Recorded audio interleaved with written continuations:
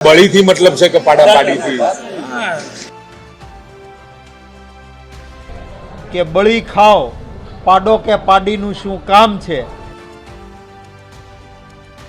એમ Bharatiya Janata party બળી ખાવામાં મસ્ત છે. बड़ी थी मतलब से कि पाड़ा पाड़ी थी ઋષિકેશ પટેલ અને તેની સાથે જ જગદીશ વિશ્વકર્માની ગઈકાલની બયાનબાજી જબરજસ્ત ટ્રોલ થઈ રહી છે. પાડા પાડી કયો, બરી કયો, ભલે કાઢી મેલે કયો કે પછી ટીવીમાં ચમકવાની વાત કયો, આ તમામ મુદ્દાઓ અને જે ખાનગી વાત હતી તેના વિડીયો સામે આવ્યા અને જબરજસ્ત રીતે ટ્રોલ થઈ રહ્યા છે. દરેક લોકો એવો સવાલ પૂછી રહ્યા કે સાંજને ખાલી બરી એટલે કે મલાઈમાં જ રસ છે, તેની સાથે જ ટીવીમાં ચમકવાનો શોખ છે કે પછી એવો ડર છે કે ગમે ત્યારે કાઢી મૂકશે. આ સવાલ સોશિયલ મીડિયામાં તો થઈ રહ્યો છે, પરંતુ હવે આ વિડીયો પર રાજનીતિ પણ શરૂ થઈ. મહત્વની વાત છે કે રાજનીતિ તો થવાની, કારણ કે બે સિનિયર મંત્રીઓ આ પ્રકારની વાત મીડિયા સામે કરતા હોય અને તેના વિડીયો આવે તો રાજનીતિ તો થવાની. શક્તિસિંહ ગોહિલે સમગ્ર ઘટના પર જબરજસ્ત ચૂંટ્યો હતો. શક્તિસિંહ ગોહિલ આજે રાજકોટ છે, સૌરાષ્ટ્રના પ્રવાસે છે, અલગ અલગ જગ્યાએ સંગઠનને મજબૂત કરવા માટે તેને મુકુલ વાસનિક ફરી રહ્યા છે.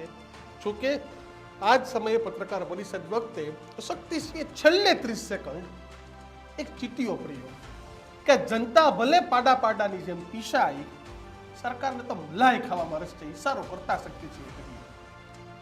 અને આ નિવેદન સીધું ઋષિકેશ પટેલ અને જગદીશ વિશ્વકર્મા સાથે જોડાઈ રહ્યું છે, કારણ કે જગદીશ વિશ્વકર્મા અને ઋષિકેશ પટેલનું આ નિવેદન, ત્યારબાદ શક્તિસિંહ. તો આવો સાંભળીએ આપણા બંનેને કે ગઈકાલે પહેલા ઋષિકેશ અને જગદીશ વિશ્વકર્માએ શું કહ્યું અને ત્યારબાદ શક્તિસિંહે કેવો જવાબ આપ્યો. छोड़ो यार હવે बड़ी थी मतलब से कि पाड़ा पाड़ी थी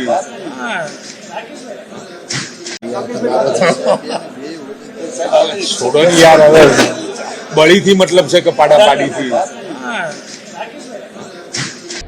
કે બળી ખાઓ પાડો કે પાડીનું શું કામ છે એમ ભારતીય જનતા પાર્ટી બળી ખાવામાં મસ્ત છે.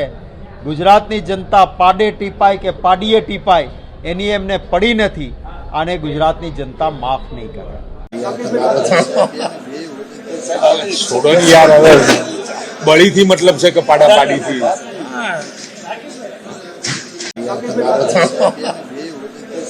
छोड़ो यार હવે बड़ी थी मतलब से कि पाड़ा पाड़ी थी